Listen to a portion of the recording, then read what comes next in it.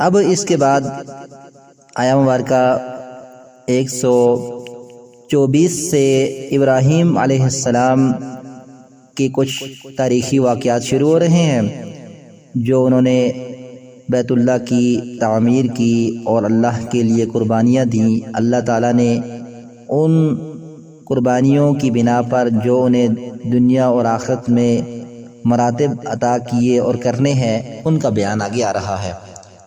بنی اسرائیل اور بنی اسماعیل دونوں یعقوب علیہ السلام کی اولاد میں سے بنی اسرائیل اور اسماعیل علیہ السلام کی اولاد میں سے نبی صلی اللہ علیہ وسلم اور مشرکین مکہ آپ کی نسل ہی میں شامل ہیں، اس لیے خاص طور پر ان کا واقعہ یہاں بنی اسرائیل کی تاریخ مکمل کرنے کے بعد لایا جا رہا ہے۔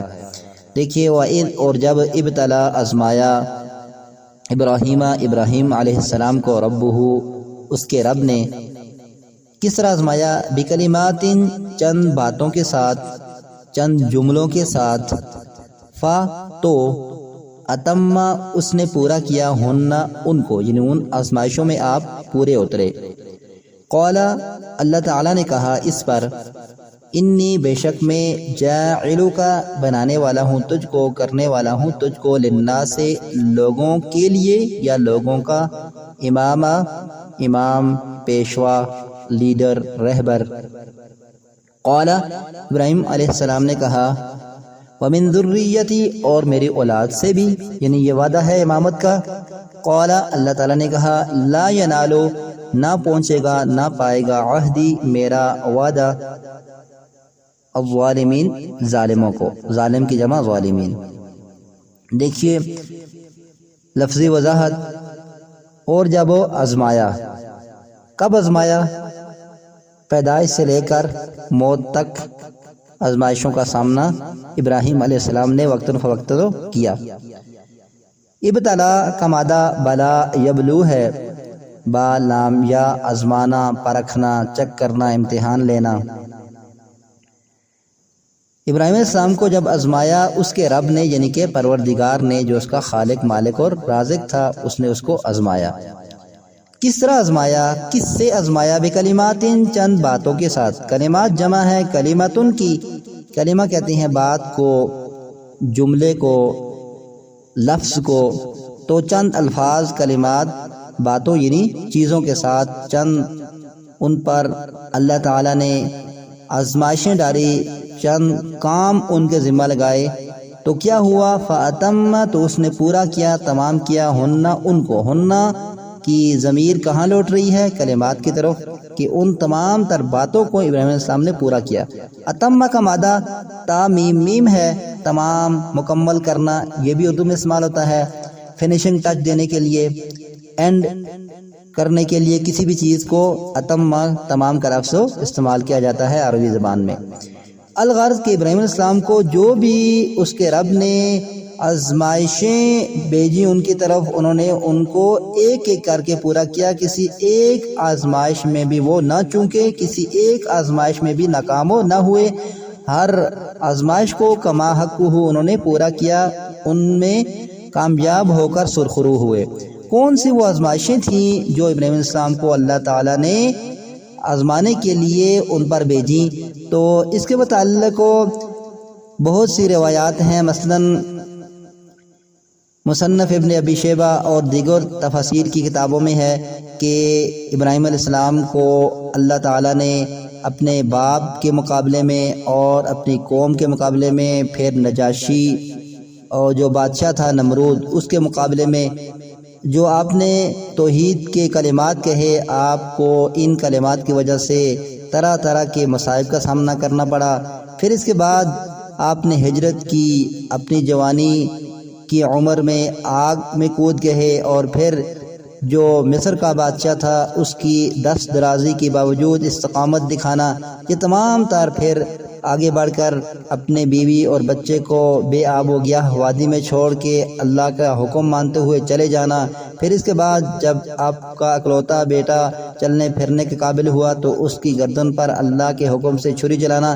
اس کے علاوہ بھی بے شمار آپ کی زندگی میں آپ پر آزمائشیں آئیں تو آپ نے سب کو پورا کیا۔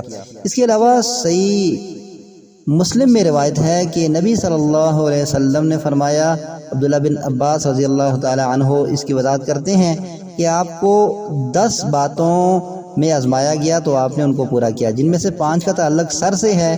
سر میں 5 باتیں یہ ہیں کہ مسواک کرنا، کلی کرنا، اور ناک میں اچھی طرح پانی سے صفائی کرنا، اور اس کے ساتھ ساتھ مانگ نکالنا، اور مزید یہ کہ مونچھیں ترشوانا۔ اور باقی 5 کا تعلق جسم کے دیگر حصوں سے ہے، مثال کے طور پر ناخن کاٹنا، زیر ناف بال صاف کرنا، زیر بغل بالوں کو اکھاڑنا، اور اسی طرح مزید یہ کہ ختنہ کرنا، اور جو نجاست وغیرہ ہے لباس یا جسم کے ساتھ لگ جائے تو اس کو پانی سے اچھی طرح دھونا، یہ بھی اس میں شامل ہیں، کیونکہ آپ صلی اللہ علیہ وسلم نے ایک اور روایت میں فرمایا کہ یہ تمام تر جو 10 باتیں ہیں یہ انسانی فطرت میں سے ہیں، لہٰذا ان کو پورا کرنا ہر انسان پر، مسلمان پر لازم ہے۔ بالخصوص اہل اسلام بہت زیادہ ان چیزوں کا اہتمام کرتے ہیں اور انہیں کرنی بھی ہیں، کیونکہ یہ انسانی فطرت میں سے ہیں۔ تو فرمایا کہ ابراہیم علیہ السلام نے ان تمام تر چیزوں کو پورا کیا۔ اللہ تعالیٰ نے اس کے سلے میں کیا کہا ان کو؟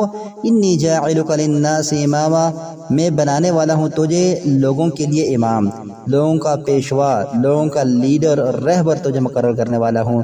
اور یہی وجہ ہے کہ ابراہیم علیہ السلام کو آج دنیا کے تمام تر الہامی مذاہب کے ماننے والے اپنا سربراہ، اپنا رہبر سمجھتے ہیں۔ یہودیت کو دیکھیے، عیسائیت کو دیکھیے، یا اسلام کے ماننے والے سبھی کے سبھی یہی کہتے ہیں کہ ہم ابراہیم علیہ السلام کے پیروکار ہیں، اور یہ سبھی انہی کی اولاد میں سے ہیں۔ یہاں تک کہ مشرکین مکہ جو کہ بالکل دین سے ہٹے ہوئے تھے، وہ بھی یہی کہہ رہے تھے کہ ہم ابراہیم علیہ السلام کے پیروکار ہیں اور اپنی سعادت سمجھتے ہیں۔ یہ تمام تر مذاہب کے ماننے والے اپنی نسبت ابراہیم علیہ السلام کی طرف کر کے، کیونکہ اللہ تعالیٰ نے آپ کو صلاح کیا دیا کہ میں تو یہ لوگوں کا امام کرنے والا ہوں، امام بنانے والا ہوں۔ اور ظاہر سی بات ہے یہ تو ان کو صلہ ملا دنیا میں، اور آخرت میں تو ان کا جو مقام ہے وہ ہے ہی، اس کی وضاحت بھی آگے کی جائے گی اسی رکوع میں۔ کیا فرمایا اس کے بعد ابراہیم علیہ السلام نے؟ جب اللہ تعالیٰ نے کہا کہ میں تو یہ لوگوں کا امام بنانے والا ہوں، قال ومن ذریتی، کہا میرے اولاد سے بھی، یعنی یہ امامت کا وعدہ، یہ پیشرو ہونے کا، رہبر ہونے کا وعدہ میری اولاد میں سے بھی کچھ کے ساتھ ہے۔ اچھا، یہاں پر ابراہیم علیہ السلام نے کہا من ذریتی، من تبعیض کے لیے ہے، کچھ کے لیے استعمال ہوتا ہے، اور ذریہ کہتے ہیں اولاد کو، نسل کو، یعنی میری اولاد میں سے بھی کچھ سے یہ امامت کا وعدہ ہے، کیونکہ انسان کی یہی فطرت ہے کہ جو وہ بھلائی خود پاتا ہے اس بھلائی کو اپنی اولاد میں بھی دیکھنا چاہتا ہے۔ تو اس لیے انہوں نے کہا کچھ سے ہے، کیونکہ ان کو پتہ تھا کہ سبھی تو ظاہر سی بات ہے متقی اس مقام تک نہیں پہنچ سکتے، نہیں متقی بن سکتے کہ وہ ان کو سب کچھ عطا کیا جائے۔ فرمایا کچھ سے، میری اولاد سے بھی یہ وعدہ رہے گا۔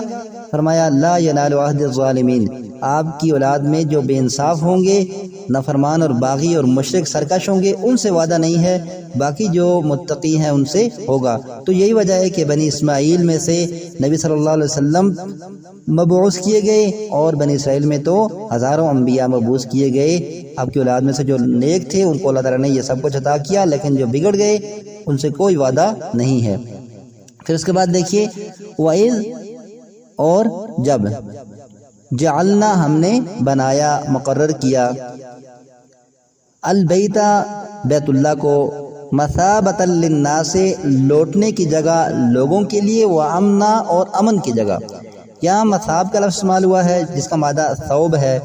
ثوب کہتے ہیں پلٹنے کو، لوٹنے کو، تو مثابہ لوٹنے کی جگہ، پلٹنے کی جگہ۔ ثواب کو بھی کیوں ثواب کہا جاتا ہے؟ اس لیے کہ وہ انسان کو نیکی پر لوٹایا جاتا ہے، واپس کیا جاتا ہے۔ تو البیت کی وجہ سے ترجمہ کیا گیا؟ اس گھر کو، یعنی بیت اللہ کو، خانہ کعبہ کو ہم نے کیا بنایا؟ لوٹنے کی جگہ اور امن کی جگہ۔ لوٹنے کی جگہ کیوں؟ دیکھا جائے تو جو بھی شخص بیت اللہ کا طواف کرتا ہے، اس کی زیارت کرتا ہے، حج و عمرے کے لیے جاتا ہے، اس کی یہی امنگ، جستجو اور تمنا رہتی ہے کہ وہ بار بار وہاں جاتا رہے اور اس گھر کا دیدار اور اس کی زیارت کرتا رہے، طواف و عمرہ کرنے کے لیے اس مقام پر، خانہ کعبہ کی طرف بار بار جاتا رہے۔ حالانکہ کوئی ایسا مقام نہیں کہ انسان بار بار وہاں جانے کی تمنا کرے، لیکن اللہ تعالیٰ نے اس گھر میں یہ خاصیت رکھ دی کہ بار بار لوٹنے کی جگہ اس کو بنا دیا، پلٹنے کی جگہ بنا دیا۔ لوگوں کے دل ہیں کہ اس کو دیکھنے سے برتے ہی نہیں ہے۔ اور امن کی جگہ کیوں؟ یہ تو اسلام ہے دور جاہلیت میں بھی اگر کوئی شخص ہو خانہ کعبہ میں حدود حرم میں اپنے باپ کے قاتل کو بھی وہاں پا لیتا تو اس کے خلاف کوئی ایکشن نہ لیتا، اس کو کچھ نہ کہتا۔ بیت اللہ کی تعظیم کی وجہ سے، حدود حرم کی وجہ سے اس کو امن والا اللہ تعالیٰ نے اس قدر بنا دیا۔ اور آپ کو معلوم ہے وہاں پر کسی قسم کی لڑائی جھگڑا فساد، یہاں تک کہ گری پڑی چیز بھی اٹھانا درست نہیں ہے۔ گھاس کاٹنے سے بھی آپ صلی اللہ علیہ وسلم نے منع کر دیا سوائے اس خرگہاز کے، اور جانوروں کو بگانے، پرندوں کو اڑانے سے بھی منع کیا سوائے ان کے جو نقصان دہ ہوں۔ کیوں کہ وہ امن والا گھر ہے، وہ امنا اور امن والا بنایا اور بار بار لوٹنے کی جگہ بنایا لوگوں کے لیے، یعنی عوام الناس کے لیے۔ واتخذوا یہاں پر آپ لکھیے اور حکم دیا، واو کی تشریح میں کیا لکھیے؟ اور حکم دیا۔ اتخذوا بنا لو، اپنا لو، اختیار کر لو، من مقام ابراہیم، ابراہیم علیہ السلام کے کھڑا ہونے کی جگہ کو، مصلی جائے نماز۔ یہ کیا مطلب ہے؟ اس آیت میں دوسرا حکم ہے، دوسری بات ہے کہ ابراہیم علیہ السلام کے کھڑا ہونے کی جگہ کو کیا بنا لو؟ جائے نماز۔ اور مقام کہتے ہیں کھڑا ہونے کی جگہ کو، تو کیا مراد ہے اس سے؟ ابراہیم علیہ السلام نے جس پتھر پر کھڑے ہو کر بیت اللہ کی تعمیر کی تھی، اس کی دیواروں کو اٹھایا تھا، یہ پتھر بالکل سیڑھی کی طرح اوپر نیچے ہوتا، اور آج بھی اس پتھر پر ابراہیم علیہ السلام کے پاؤں کے نشانات موجود ہیں۔ اس مقام ابراہیم کے پاس کیا کرو؟ نماز ادا کرو۔ یہ ہم نے حکم جاری کر دیا، لوگوں کو یہ کہا کہ بنا لو مقام ابراہیم کو نماز پڑھنے کی جگہ، مصلی جائے نماز۔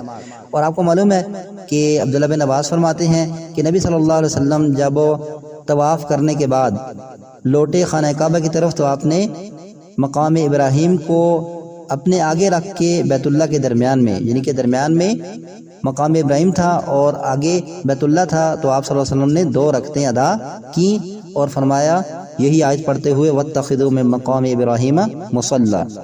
وہ لوگ خود تو عظیم تھے ہی، لیکن ان کے پاؤں کے نشانات بھی لوگوں کو اللہ تعالیٰ کی یاد دلاتے ہیں۔ یہ وہ شخص ہے جس نے اللہ کے لیے آزمائشوں کو پورا کیا تو اللہ تعالیٰ نے اس کو دنیا میں بھی کیا مقام دیا کہ اس کے پاؤں کے نشانات بھی اہمیت رکھتے ہیں۔ پھر کیا فرمایا آگے؟